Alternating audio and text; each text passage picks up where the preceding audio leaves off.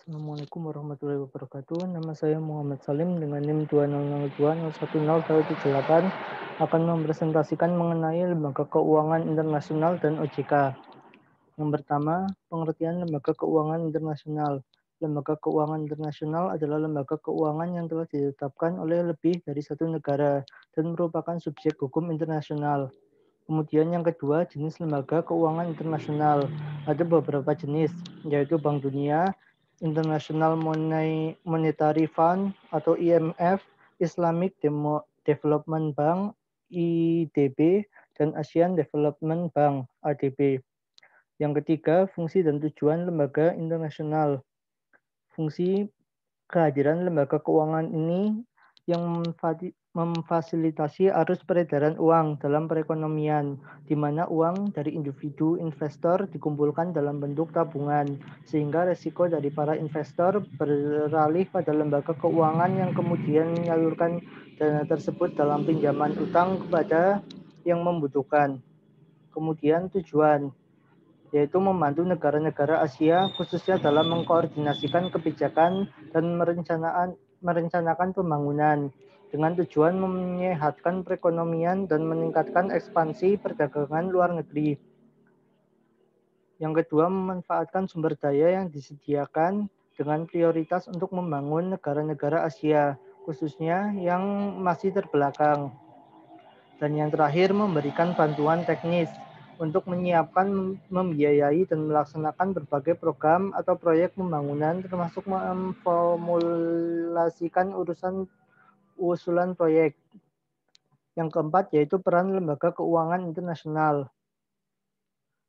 Yang pertama, yaitu peran World Bank. Tujuan awal dari dibentuknya Bank Dunia adalah untuk mengatur keuangan dunia pasca Perang Dunia II dan membantu negara-negara korban perang untuk membangun kembali perekonomiannya. Kemudian ada IMF. Setelah krisis ekonomi tahun 97, peran IMF dalam menentukan kebijakan ekonomi di Indonesia sangatlah kuat. Kekuatan pengaruh kebijakan IMF tersebut berhasil menjatuhkan rezim Soeharto, Habibie, dan Abdurrahman Wahid.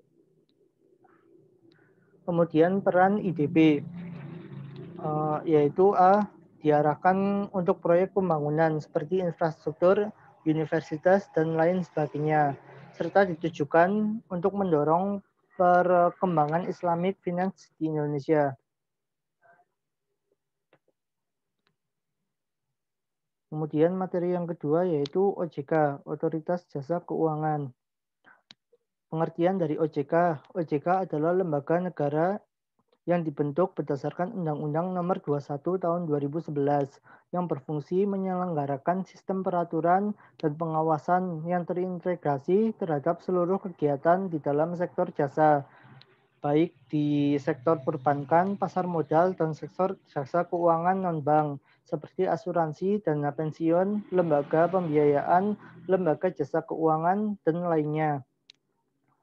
Yang kedua yaitu tujuan dibentuknya OJK, yaitu terselenggara secara teratur, adil, transparan, dan akuntabel, serta mampu mewujudkan sistem keuangan yang tumbuh secara berkelanjutan dan stabil, dan mampu melindungi kepentingan konsumen dan masyarakat.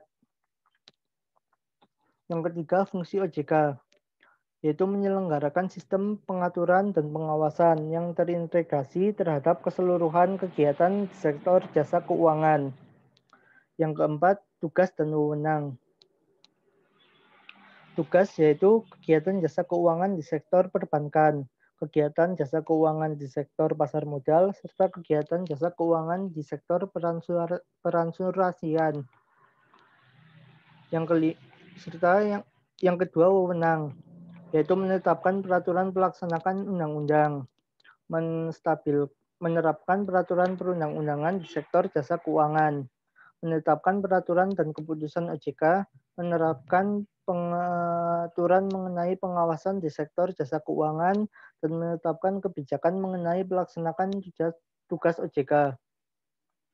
Yang kelima, peran OJK, yaitu menjadi lembaga pengawas jasa industri, jasa keuangan yang terpercaya, melindungi kepentingan konsumen dan masyarakat, dan mampu mewujudkan industri jasa keuangan menjadi pilar perekonomian nasional yang berdaya saing global serta dapat memajukan kesejahteraan umum. Yang keenam, struktur dari OJK. Yang pertama ada Dewan Komisioner OJK, pelaksanaan kegiatan operasional, ketua merangkap anggota, wakil ketua sebagai ketua komite etik merangkap anggota, kepala eksekutif pengawas pasar modal merangkap anggota, kepala eksekutif pengawas peransuransian dan dana pensiun, lembaga pembiayaan, dan lembaga jasa keuangan lainnya yang merangkap anggota, ketua dewan audit merangkap anggota, ke anggota pembidang yang membidangi edukasi dan perlindungan konsumen, anggota ex officio dari Bank Indonesia yang merupakan anggota Dewan Gubernur Bank Indonesia, serta anggota ex officio dari Kementerian Keuangan yang merupakan pejabat setingkat eselon 1 kementerian. Sekian presentasi dari saya mengenai materi Lembaga Keuangan Internasional dan OJK. Saya akhiri. Wassalamualaikum warahmatullahi wabarakatuh.